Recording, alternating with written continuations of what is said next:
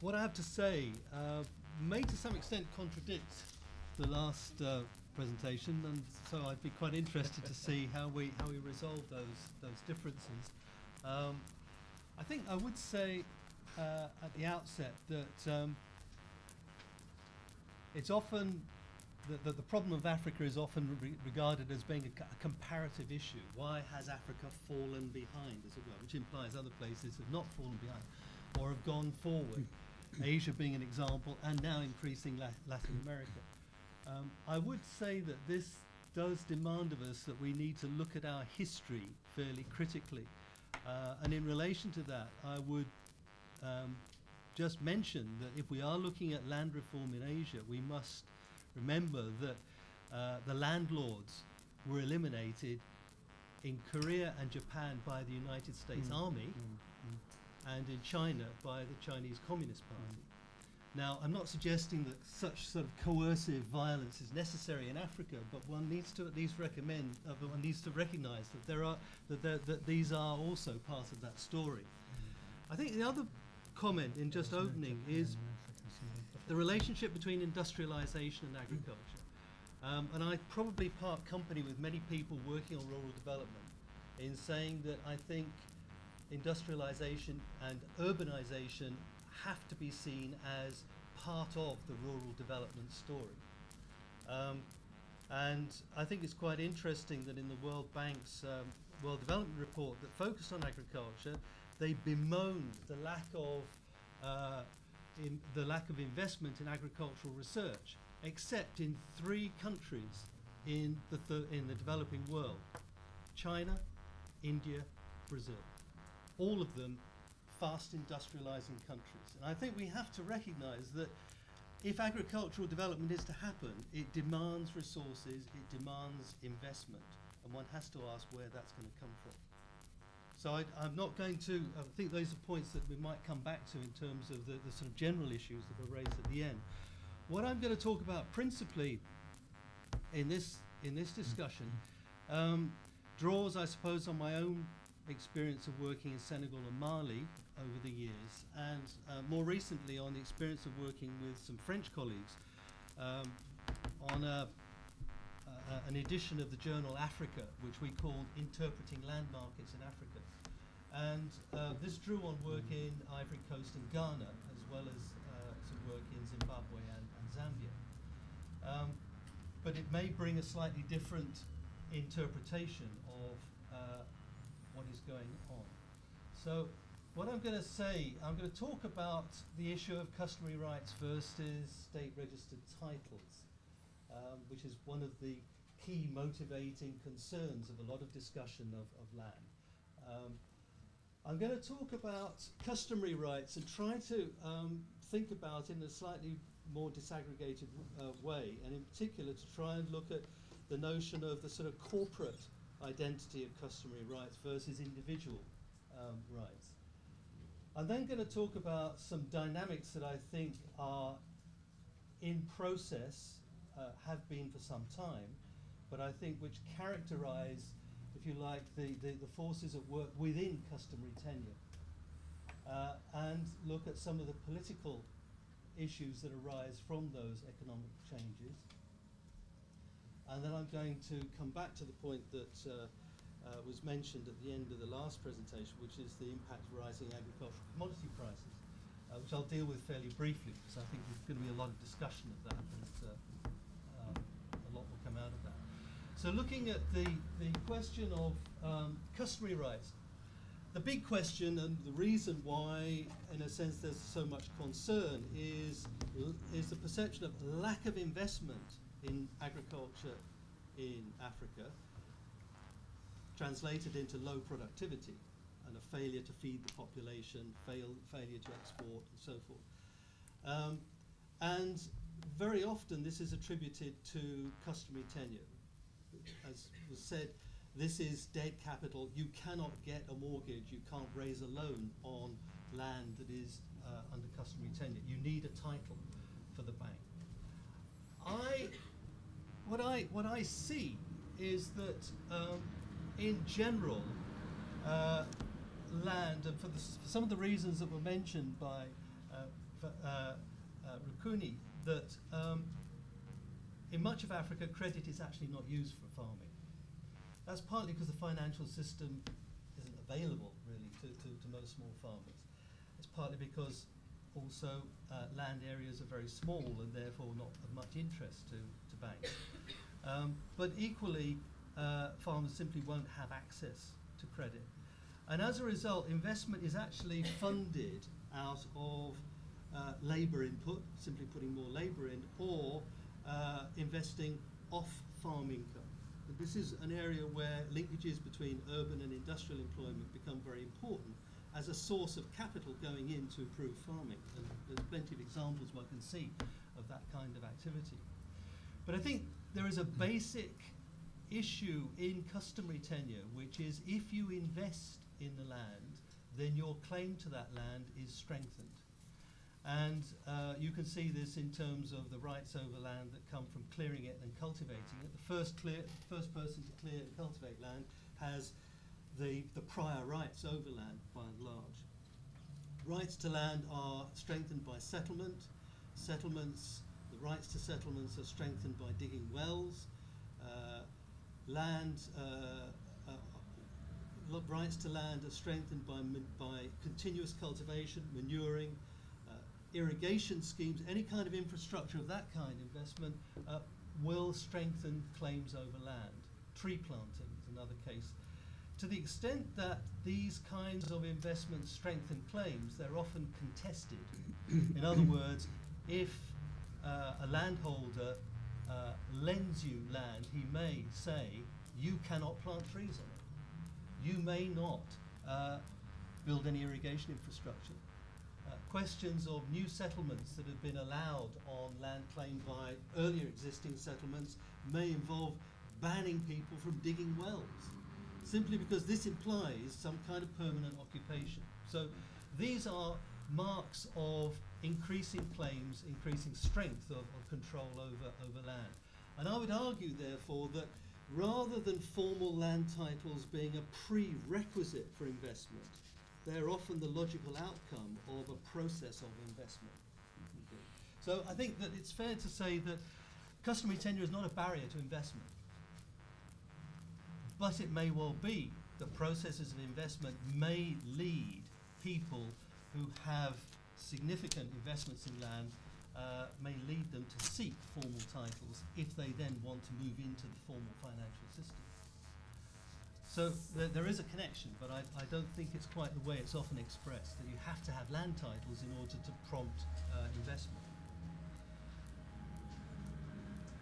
And clearly, if you formalise land rights through land titles, that is, in a sense, a final step in achieving more exclusive access to land.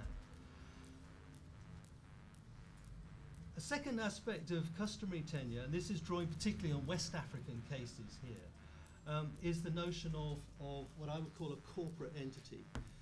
Much land in West African societies is held under lineage, that is, extended family arrangements. And this has quite a corporate identity, particularly where you have a matrilineal arrangement. In other words, land is managed by senior men on behalf of the wider family. And they often will have a title of land administrator or land manager. They may be called the elders. And by implication, everybody who's not a land manager is a youth. And there's an issue here, because youth actually is not just an age thing, it's actually about seniority and access to land, control over land. And I think this is really important, because it means that within customary tenure, the individual rights by individual youth, they'd be married men or even single men sometimes, and women, are not just secondary in the sense that a registration system would see. It's often said that if you register the rights of customary land within the head of this system, you simply register the rights as in the name of the land manager, and everybody else's rights are secondary and therefore lost in the process. But that, I think, is a bit more than that. These rights are actually subordinate to the control of land managers. So are they really rights at all? Or are they, in a sense, part of the land management system, and therefore contingent on decisions by these senior members of the lineage? And I think that this, one can see roots of this. One reads accounts of production systems in where you have, typically, you have an element of production which is collective and under the control of the head of the household. Every member of the extended family must contribute labour to that collective. Normally it'll be a staple crop, millet or rice or some such. Everybody in the extended household has to provide labour for that, and in return will have then individual fields allocated to them that they can cultivate on their days off, as it were. Okay, so there is a clear trade-off here between contributions to the collective and the possibility of having your own individual source of income, indeed. I mean, often the crops grown on those individual fields are cash crops. One can see this repeated. It's a historical system, a traditional system, but one can see it repeated often in new circumstances. I saw this in Mali, where rice was introduced into an area where it wasn't used before, but this kind of pattern of cultivation is exactly the same there. So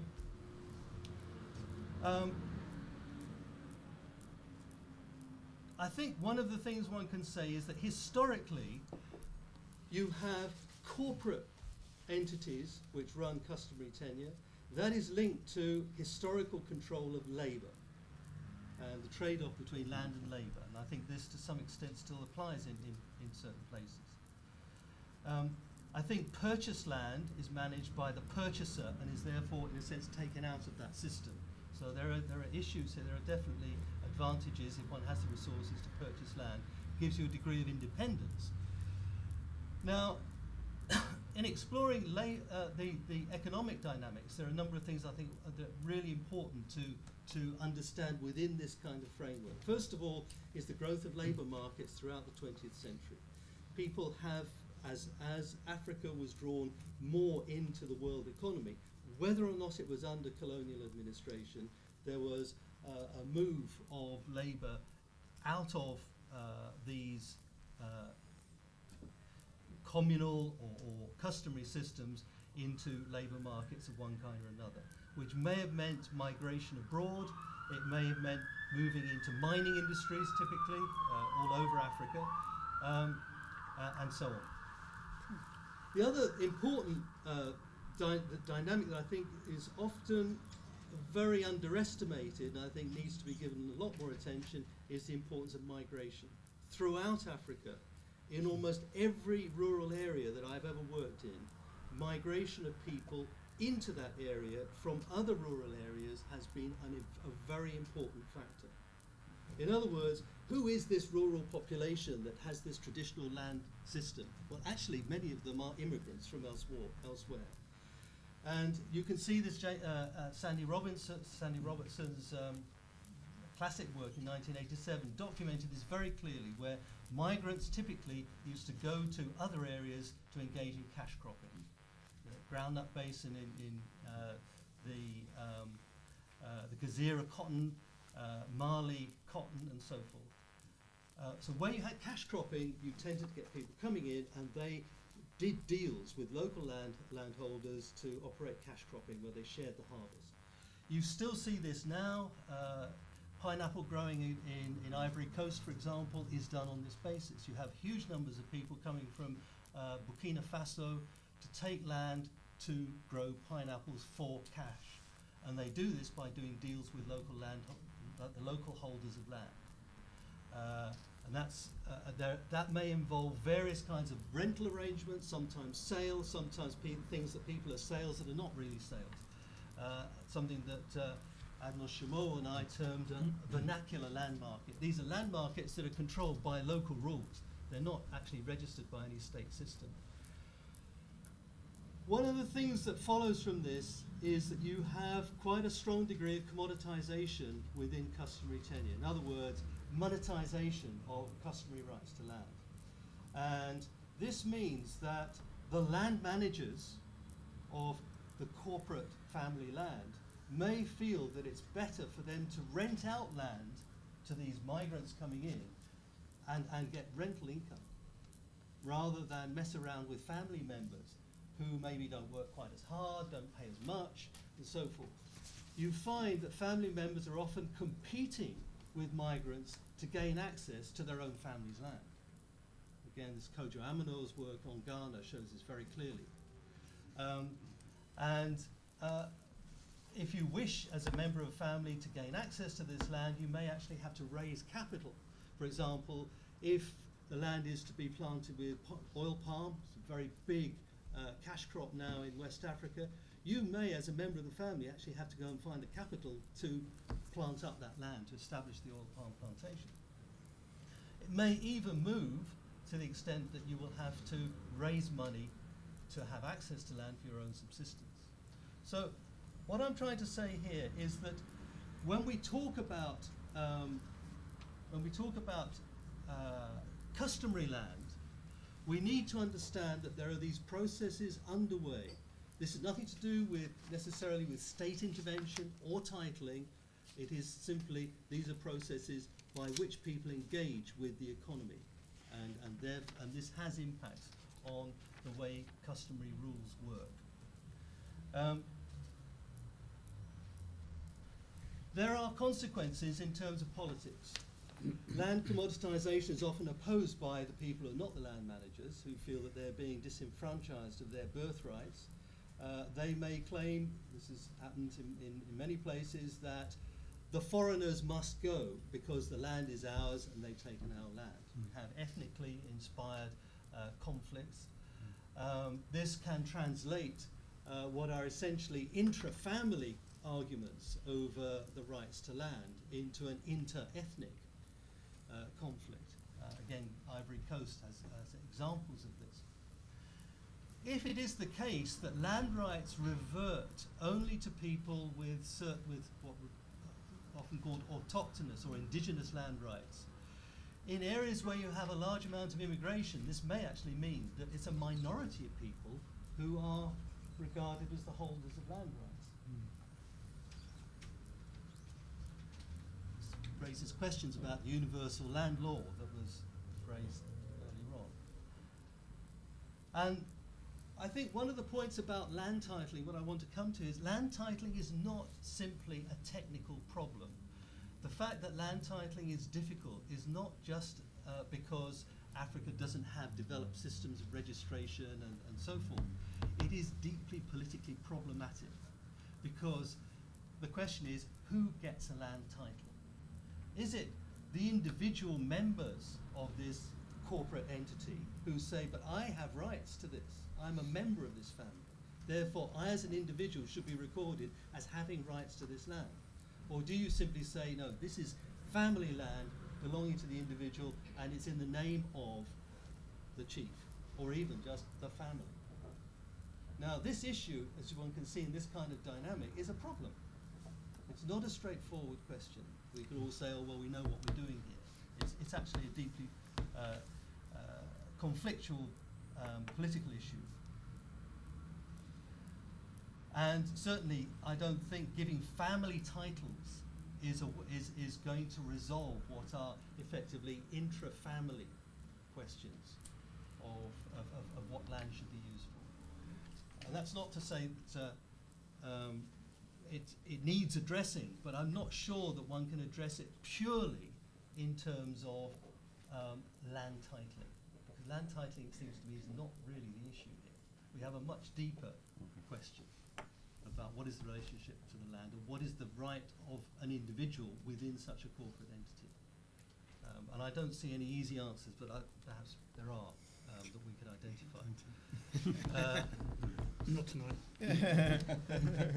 Okay, now turning to this new dynamic, the impact of rising agricultural prices, and I'll be quite quick here because Certainly there's increasing investment in land. I put speculative here because I wonder just how much of this is an investment bubble. Certainly there's a huge gap between what is said in terms of how much land has been bought or leased or whatever, and how much land has actually gone into production. The latter figure is very small indeed. So I think, you know, we have to be a little bit careful here. Certainly there are a lot of people, and we know financial services industries are very clever at bundling up products for sale to gullible investors, and you know, that's this is the latest product. Could be you know, land.com bubble. I think the other point is that there is clearly a class of domestic entrepreneurs here. I mean, many of land managers are seriously wealthy people and have become so. Many of these corporate entities are part of quite substantial, let's say, networks of enterprises that involve trade, transport, and so on. In other words, one has to recognize that this is not just a foreign investment issue. And in fact, if you look at some of the investment deals, many of them have local partners. So these are often foreign investment, local investment partnerships. And many of those local partnerships may, of course, be members of government, but not always. They can be commercial. This is the question, large-scale production. How, you know, will it work? If this investment is in large-scale production, will it work? My question, and having seen large-scale production in Africa, is firstly, let's leave aside whether it's going to push people off the land. Can you make it work? How reliable is the input supply and the marketing chain? Do you have the infrastructure to deliver your spare parts and so forth? Modern industrial agriculture is very needy of inputs, and this comes back to what I was saying about industrialization. If you do not have an industrial base which is going to supply that, it means that your supply lines are very long. It means they are very expensive, and they can be even more expensive if you can't get the parts, you don't have the materials there when you need it. Agriculture still, by and large, is a seasonal activity, and therefore timeliness is everything. So if I have some doubts about whether this can be translated into real production, I would like to see working models is actually how it works. My final point really here, should I say more about scale? I will say something about scale, all right, before I go on. I think the question of whether large-scale farming can be more efficient than small-scale depends what you measure it with. And I think that sometimes the measures that are used, which is often output per unit of area, are not actually the most important in practice. Often the most important in practice is output per unit of labour. Because that determines how much you will get back from your input of labour. This has repercussions in terms of the minimum size of a farm that will be viable for a household, for example. If a household doesn't have enough land, or if it doesn't have a high enough labour productivity, then almost certainly people will move out of farming to do something else, and that's what happens mostly. So I think that there may be arguments for smaller scale versus larger scale farming, but I think the argument about efficiency is not a clear-cut case. And certainly I'm very reluctant to accept that small-scale farming is by definition more efficient than large-scale. I'm not even sure it generates more employment. You know, we need to look at some better worked out cases to see. In terms of competition, will this investment create competition and dispossession for the poor? Quite possibly, but my real concern, particularly, is perhaps not so much on land and much more on water. And I think this is, in a sense, the hidden issue for many of these investments. There will be no investment in large-scale farming that does not include irrigation, for sure. That we can be sure of. And as soon as you're talking about that, you're talking about changing water relations, and I'm not sure there's really enough known about existing water use in many parts of Africa to know what the impacts will be. So I would say that would be one question that needs a lot more attention. That's it. Okay. Thank you very much, Phil.